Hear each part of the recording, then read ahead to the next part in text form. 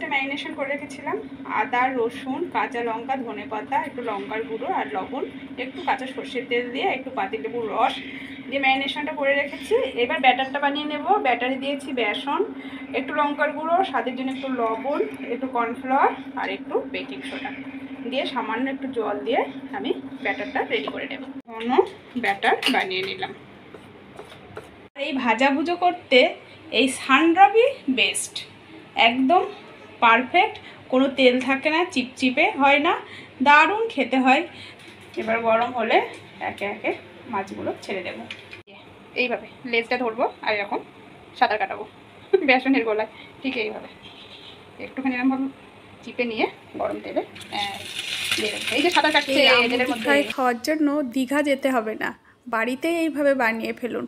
আর একটা জিনিস লক্ষ্য করেছেন কিনা জানি না, আমি প্রত্যেকটা মাছের কিন্তু মাথা বাদ দিয়ে দিয়েছি।